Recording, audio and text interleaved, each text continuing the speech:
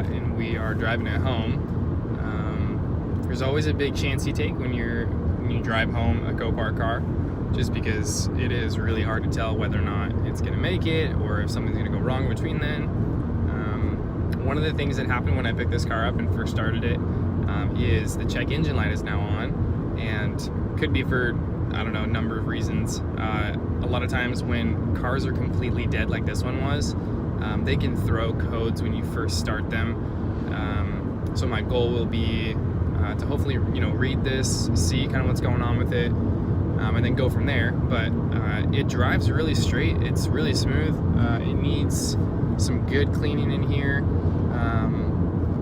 But beyond that, my only other concern is when I accelerate, I'm getting a little bit of like a bog, like a little bit of a resistance, and I don't know if that's maybe the transmission slipping or if there's something else going wrong. I really hope a lot of times, especially with these newer cars with the check engine light on, if it has something to do with like the MAP sensor or like a throttle body sensor, like when you accelerate and that butterfly opens in the throttle body itself, a lot of times it will sputter because it's not getting the right amount of fuel to air ratio. So if that's the case, that'd be awesome, whether it's just cleaning the throttle body or maybe replacing one of those sensors or something in there. But we will not know until we get this thing home. So that's the goal. Get it home, clean it up, and we will look into this transmission problem when we get home. So let's see how far we get. All right, guys, so here's the walk around. We just drove this back from the Copart lot. We are looking at a 2006 Ford Fusion. This is just the base model, but it's in really clean shape. We just drove this back about 30-ish miles. You always take a chance when you're driving a Copart car, but it's really clean, no body damage. There's just a little bit back here on this fender, which I feel like will be pretty easy. We can kind of sand this down and maybe just do like a paint match or something on here. This is a little cracked. We could just Bondo or heat plastic this one together.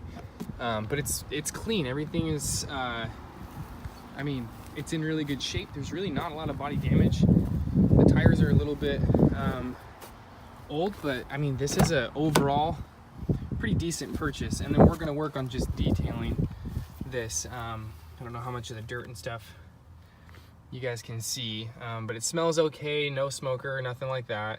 But yeah, you can see it. It's just filthy in here. So we're gonna start making our way through this and get it all cleaned up, and yeah, we'll have to see how well this is clean. I think it'll be nice. There's no rips or anything in the seats, and these are nice cloth ones, so I think it's gonna clean up really nice, and we will check back in when we get it clean.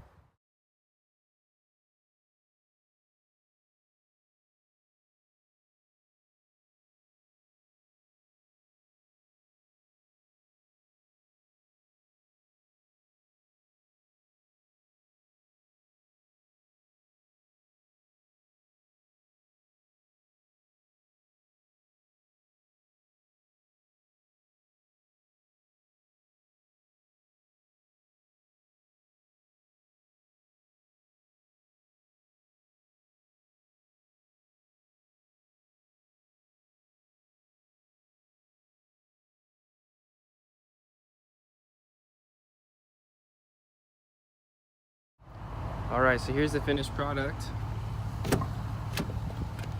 It is incredible. With a little bit of elbow grease and some Lysol pads, and a vacuum cleaner will do for you. And this thing just cleaned up so nicely. Everything looks so good now in here. Super impressed. I'm really excited. This was just so awesome to see how well this all turned out. Inside and out, just beautiful. That's only step one. Stay tuned, because next we got to do the coil packs and the spark plugs.